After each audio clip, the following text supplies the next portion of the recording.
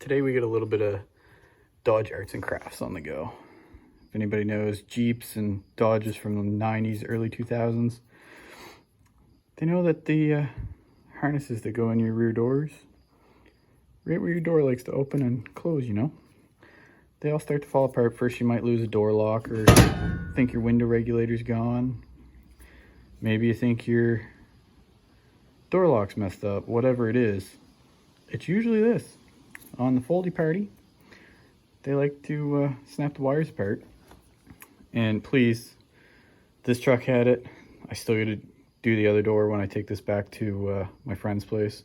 Install it on his. He just bought we just built a 05 2500. Needed rebuild. It had a stuck injector and overfueled one of the cylinders. But it's easier, just machine shop costs, and we get a deal on a whole running truck, so it was easier just to pull the motor from one and put it in the other. Still don't know what we're going to do with the other. But both rear doors. The other door, this is from the passenger side rear. The driver's side rear has one broken wire. So we're just going to do what you shouldn't do on that one. And this was all those stick them in, crimpy fittings, put some tape on it, forget it even exists kind of thing. And well, they don't exactly hold up over the test of time. So this time what we did is I took my little soldering guy from best of 1970s that I got when my grandfather passed away there. It's a nice clicky gun one instead of the one that you always tip over and burn yourself and everything around you and melt stuff and curse. This one works really good. Anyway, just slid some heat shrink down there, looped the wires together, tied them all nice and tight, kind of wrapped one around the other one and spun it all nice. Put the soldering gun on the bottom, your solder on top, let her heat up and sink down through with your whatever the heck it is, the grease or whatever soldering stuff that you paint on there, and then pull your heat shrink up and shrink it nice. And this, if it's going to fail, it's going to be another part of the harness, and well, then you might as well just, instead of going to the junkyard, because they're all going to be like that, unfortunately buy another one from the dealer if you can get it, or eBay, Amazon, whatever. But this is the proper way to do it so that it's going to last as long as it possibly can. Don't be like, this is a project car, don't be like whoever had this one. Household Morettes do not belong in engine bays. Like, yes, it worked, and we got this whole rat's nest figured out, and everything works. The battery to the stereo, headlights, blinkers, all that shit works. But like this, why? People, just why? Don't do that. I mean, I get this vehicle is from 1981, but still, come on. So, back over to this anyway.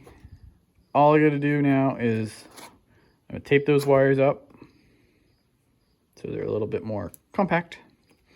Fish this that I split open and pulled out of the way, all the way down the end.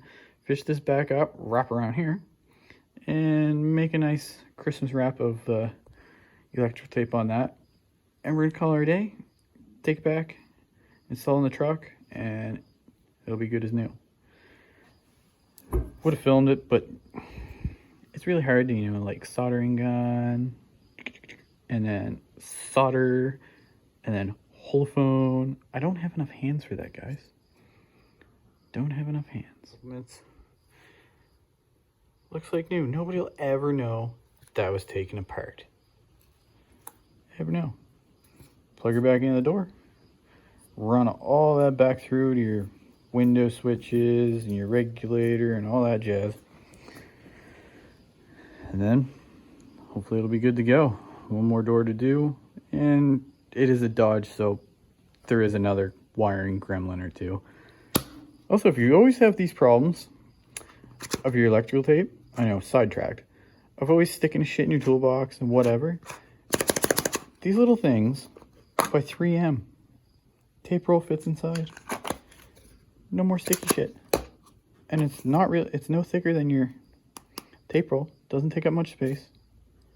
Highly recommend finding these things. These ones, I think we get these at Princess Auto, which here in Canada, be your equivalent to Harbor Freight if you're an Americana user. Yeah. Anyway, just a little short video because I haven't done anything. Well, I haven't remembered to film anything in a while, so I've done lots. I just never remember to pick up the camera when hanging out with buddies, having a beer, doing silly shenanigans like swapping Cummins and other Cummins and doing sketchy things with Bobcats while doing motor swapping in Cummins. And we do have to get to this thing eventually. But that's for another time. Catch you later.